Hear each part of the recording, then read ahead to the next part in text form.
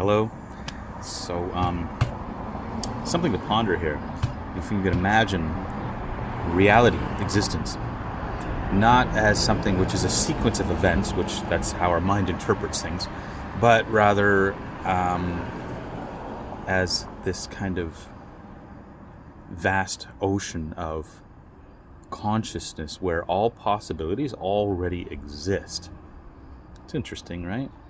But in this ocean, every ripple, every wave is a projection from the individual mind. It's an expression of the boundless consciousness that permeates all of existence.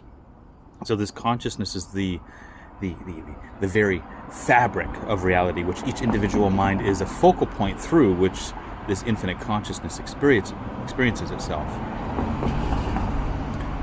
And this is from an Advaitic Vedantic perspective. In this truth, everything that has ever existed, everything that exists now, and everything that will ever exist is already present within this ocean of consciousness. So time, as we perceive it, it's this linear progression from past to future. It's merely just a construct of the ego. It's a tool our conditioned mind uses to navigate this sea of potentialities. So the ego, or the individual mind, or the unit expression of this cosmos, right? The individual expression, it's conditioned to perceive reality in a linear fashion here, and to experience life as a series of events connected by cause and effect. So this perspective, it's a kind of a limitation, right? It's a narrowing of perception that serves a particular purpose, and is to allow this Atman, soul, to focus on a specific experience within the infinite structure. So all minds, all individual expressions of consciousness aren't separate entities, right? But they're interconnected, interdependent, interrelational aspects of the same underlying reality.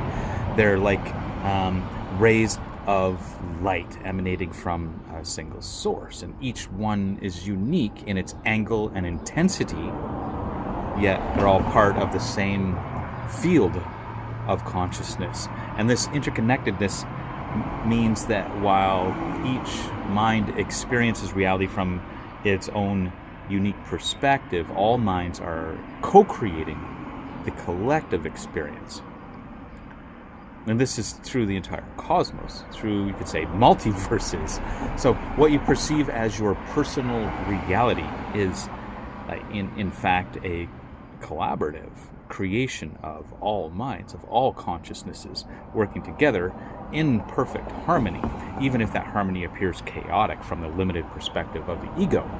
And at the core of this infinite ocean of consciousness is this ultimate reality we keep coming back to, which is Brahman.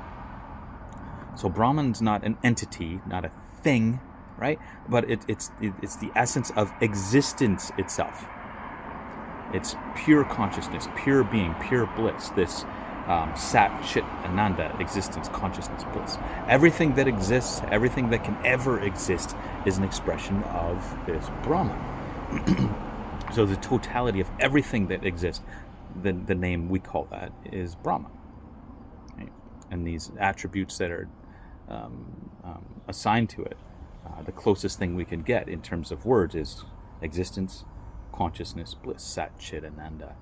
And all of this multitude of forms, this diversity of experiences, it's all this Brahman experiencing itself through the infinite possibilities that exist within its own being. And the idea that reality is separate from the self is an illusion created by the ego. It's this necessary illusion that allows for the experience of individuality.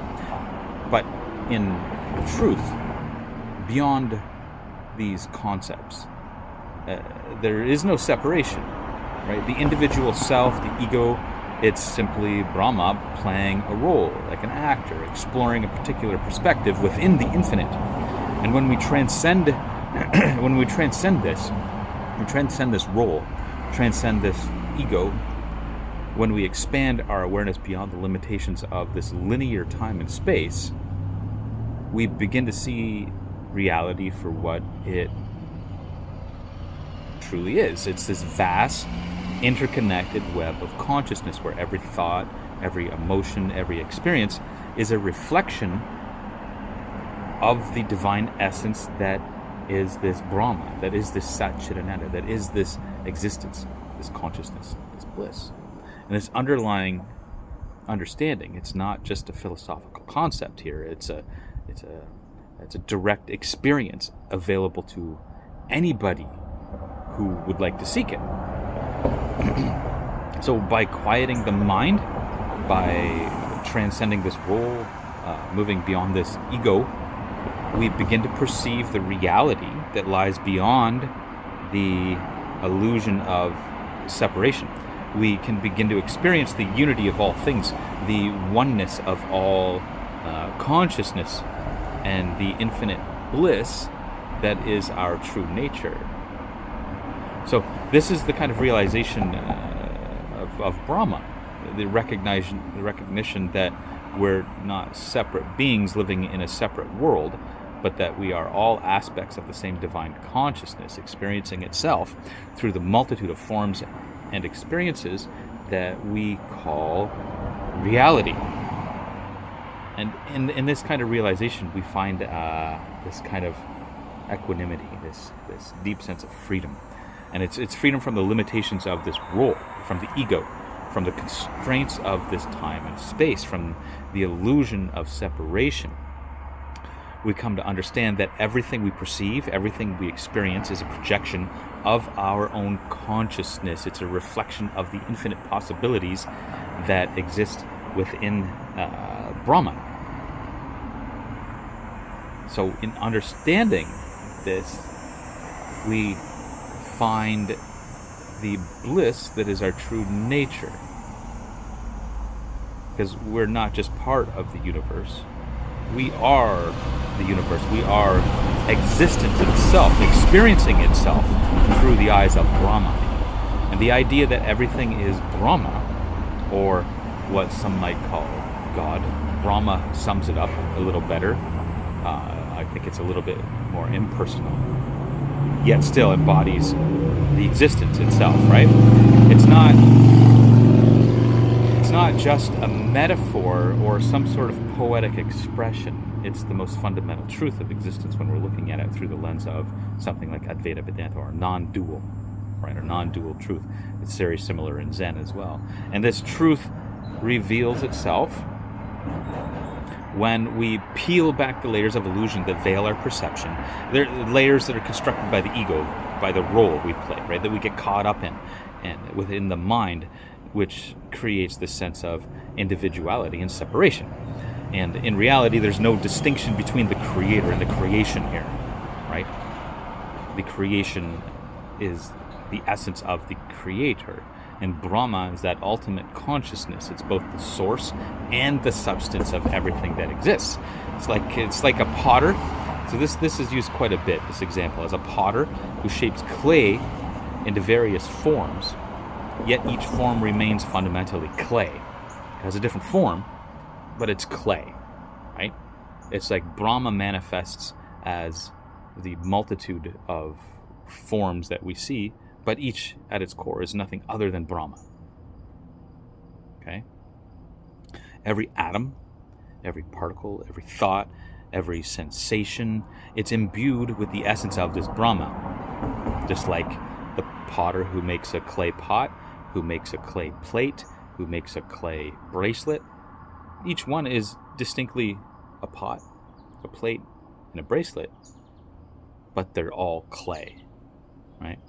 So there's no place where Brahma is not, because everything is Brahman. So the world we perceive with our senses, through our sense organs, right? The material universe with all its diversity is a manifestation of Brahma's consciousness in form. The mountains, rivers, stars, planets, they're all expressions of Brahma. Each one of your thoughts is an expression of Brahma. But this also extends to the subtle aspects of reality, right? So all the thoughts we think, the emotions we feel, the energy that animates life, all of these are also expressions of this Brahma. There's no distinction between the physical and the metaphysical, the seen, the unseen. Everything is Brahma manifesting itself in these countless ways. This is why spiritual traditions often speak of God as being omnipresent, omnipotent, and omniscient, right? It's these attributes, they're not qualities of some distant deity sitting on a throne in some far-off realm here, interpreting everything and just knowing everything that's going on with its own independent thoughts and feelings, right? Like we would describe with our own sense of self.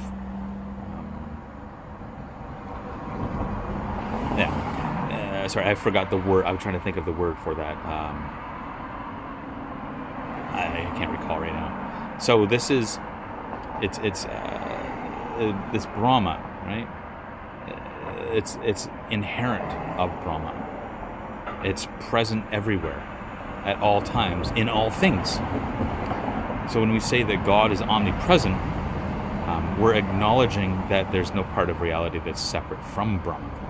When we say that it's omnipotent, right? We recognize that all power, all energy, all force in the universe is an expression of Brahma's will. When we say God is omniscient, we understand that all knowledge, all awareness, is contained within the infinite consciousness of Brahma.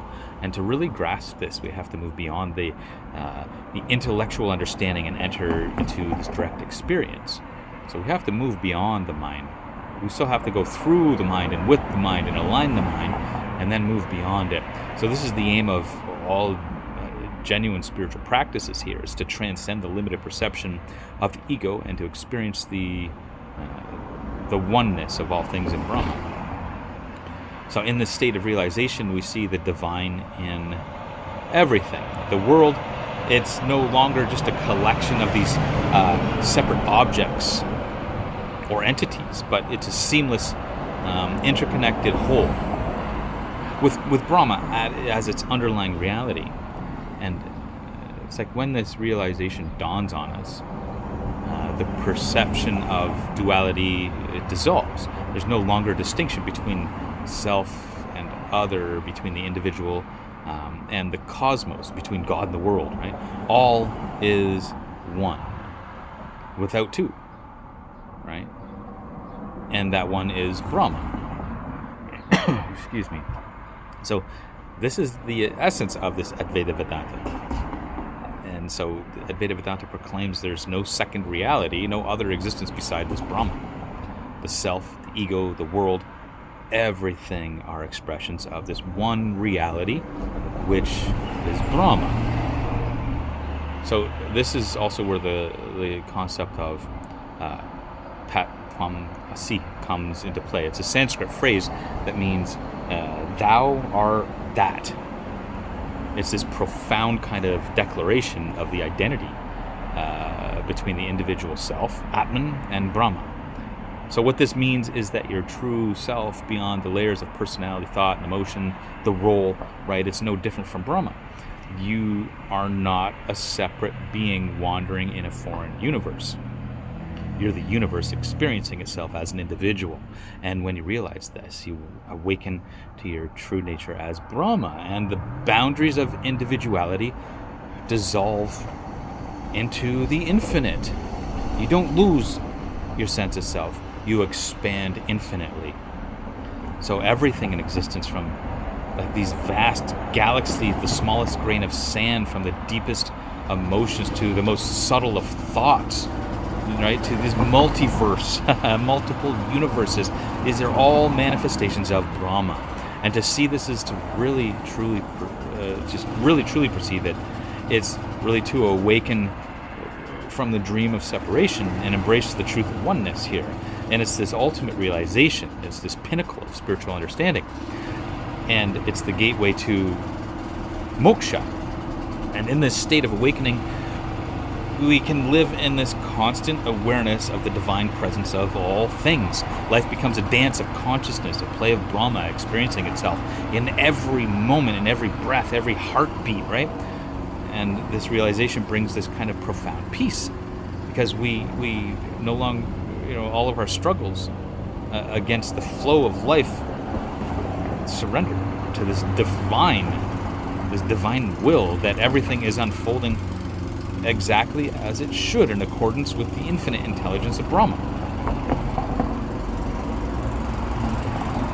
So this is a kind of state of surrender which is very difficult to get to, but in this state, the individual, they no longer cling to the ego's desires or fears or illusions of control, and this need to dominate, to acquire, to separate oneself from others, it dissolves, and it's replaced by like an overwhelming sense of unity and compassion. And this is here because in seeing all as Brahma, we recognize that there is no true other, only different expressions of the same divine essence.